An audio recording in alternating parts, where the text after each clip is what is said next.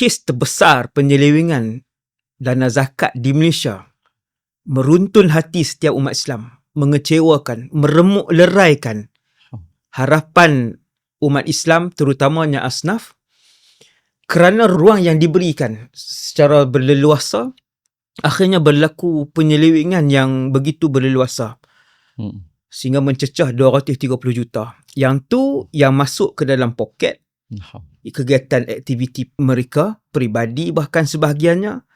Belum lagi maksudnya berapa ratus juta lagi yang pergi bukan kepada asnaf yang utama, pun ratus juta lagi. Doktor, untuk permulaan, dalam konteks Undang-Undang Zakat Negeri, adakah sah kutipan zakat dilakukan merentasi sempadan negeri dan pandangan otoriti dalam Malaysia? Silakan Doktor. Terima kasih Ustaz Wadi Anwar. Bismillah walhamdulillah wassalatu wassalamu ala rasulillah wa ala alihi wa sahbihi wa man wala amma ba'd. Jadi terima kasih sekali lagi atas jemputan, dan soalan yang pertama lah berkenaan dengan adakah sah ataupun adakah boleh mengutip zakat merentasi sempadan, ataupun dalam perbahasan fiqh dia menyebut tentang hukum naqluz zakah lah. Hukum memindahkan zakat min baladil mal ataupun min baladil muzakki, memindahkan zakat daripada negeri tempat harta itu berkembang dan ataupun daripada tempat penzakat itu berada lah. Tapi kita kena faham pertama sekali dalam masalah ni, kita kena bezakan antara zakat harta dengan zakat badan. Okey.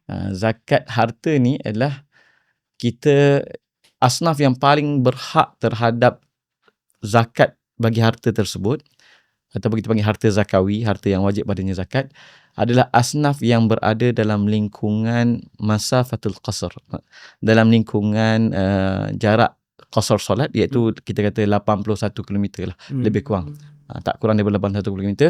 Jadi dekat mana harta tu berkembang, sebenarnya asnaf dalam lingkungan itulah yang paling berhak. Sebab itulah tu dhabit dia untuk harta, itu untuk harta zakat. Zakat harta.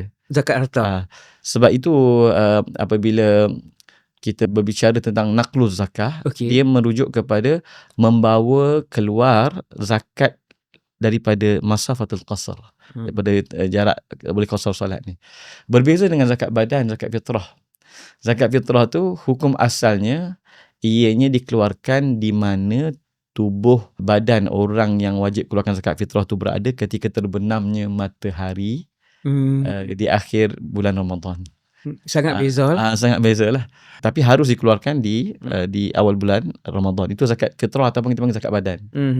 Jadi zakat harta ni di mana kita panggil baladul mal ataupun baladul wujub. Wajibnya zakat. Okey, baik. Tapi kita kena faham tentang bahawa Malaysia ini mempunyai pemimpin ataupun waliul amri yang sah. Bahkan waliul amri dunia wa din. Jadi dekat sini tentang harta itu dalam lingkungan wilayah ulil amri. Jadi saya tengok merentas zakat ni dari segi fiqahnya adalah kita bawa lebih daripada masafatul qasr dari segi fiqah, perbahasan asal. Tapi dari segi undang-undang adalah kita membawa zakat itu keluar daripada wilayah waliul amri, tempat di mana harta tersebut berkembang. Jadi kalau kita lihat, saya nak bacakan tentang pandangan mazhab Syafi'i. Sangat bagus. Daripada kitab Majmu'. Dan kemudian kita tengok fatwa-fatwa yang ada dalam negeri Malaysia. Negeri Malaysia kita. Saya ambil dua negeri lah. Baik. Ya. Pertama saya nukilkan tentang kalam Imam Nawawi daripada kitab Al-Majmu' tentang masalah memindahkan zakat daripada baladil mal, daripada tempat harta zakat tu berkembang. Okey. Maka kata beliau fahasilul madhab, maka berdasarkan hukum hakam tentang perkara ini, maka hasilnya atau natijah tentang mazhab Syafi'i dalam bab ini, kalau kita tengok dalam masalah ni, memang mazhab Syafi'i paling tegas dan paling ketat. Okey. Dia kata apa? Wajib untuk ataupun mestilah diagihkan zakat itu di tempat negeri harta zakat tersebut berada. Ataupun berkembang. Falau naqalaha ila baladin akhar, kalau dia pindahkan zakat tersebut ke negeri yang lain, ma'awujudil mustahiqin, ketika masih lagi ada orang yang berhak menerima zakat tersebut, maka fali Syafi'i radhiyallahu anhu fil mas'alati qaulan. Imam Syafi'i ada 2 qaul, kita akan tengok nanti. Kemudian al-ashab atau ulama mazhab Syafi'i ada 3 turuk yang meriwayatkan tentang hukum berkaitan dengan memindahkan zakat ni. Yang asahnya, turuk yang pertama meriwayatkan bahawa, turuk yang paling asah meriwayatkan tentang qaul Imam Syafi'i ni tentang perbahasan ijza' dan tidak ijza' ataupun sah ke tak, kita kata. Ya. As-sahhuhuma, yang paling sah la yujzi'uhu, tidak sah. Okey. Wa tariqu tsani fi tahrimi wa adamih. Riwayat kedua mazhab bagi kita panggil bagi qaul Imam Syafi'i ini tentang adakah haram tak haram. Apa dia? As-sahhuhuma yuharram. Yang paling asah diharamkan. Ya haram. Kemudian wasalis, dan tariq mazhab yang ketiga yang diriwayatkan oleh Sahibus Syamil, pengarang kitab Syamil, berkenaan dengan fil jawaz wal ijza', tentang hukum harus dan sah ke tidak ataupun mencukupi ke tidak. Ma'an as-sahhuhuma la yajuzu wa la yujzi'u. Tidak harus dan tidak sah. Tidak sah. Imam Syafi'i ada 2 qaul. 2 qaul. Ada 3 turuk dalam periwayatan. Okey. Semua yang periwayatan ni sebut asah ni tak sah, haram, tak boleh, haram. Jadi walaupun mutaakhirin ada sebahagian mereka memilih pandangan yang mengikut mazhab lain, ya. Sebahagian mazhab lain itu merujuk kepada mazhab Abu Hanifah lah terutamanya. Tapi dia pun ada masalah-masalah dan hajat, dia bukannya terbuka macam tu. Bukan secara mutlak. Bukan macam mutlak. Dia ada syarat-syarat dia dan dia ada masalah yang muktabarah ataupun masalah yang diambil kira dalam bab ni. Sebab tu kalau kita tengok fatwa Negeri Selangor bertarikh 4 Oktober 2016. Okey. Jadi bila disebut Jawatankuasa Fatwa Negeri Selangor mengatakan bahawa badan bukan kerajaan atau NGO atau individu yang dilantik oleh mana-mana pihak selain daripada Majlis Agama Islam Selangor dan Lembaga Zakat Selangor bagi mengutip zakat di Negeri Selangor, yang saya kata di luar Waliul Amri, dan mengagihkan keluar Negeri Selangor tanpa izin Ulil Amri adalah tidak sah dari segi syarak dan bercanggah dengan peruntukan undang-undang yang sedia ada. Tidak sah dari segi syarak dan bercanggah dengan undang-undang sedia ada. Maksudnya yang berat tak sah ni faham-faham lah. Kena qada. Kena qada, jadi hutang. Lepas jadi hutang. Siapa yang ambil tu tanpa berhak, dia kena pulangkan balik, bayar balik. Seolah-olah ambil harta yang haram. Kalau dia ambil 1 bilion, pulanglah balik 1 bilion. Kalau dia ambil 2 bilion, pulanglah balik 2 bilion. Itulah yang saya kata, ini dosa yang berat.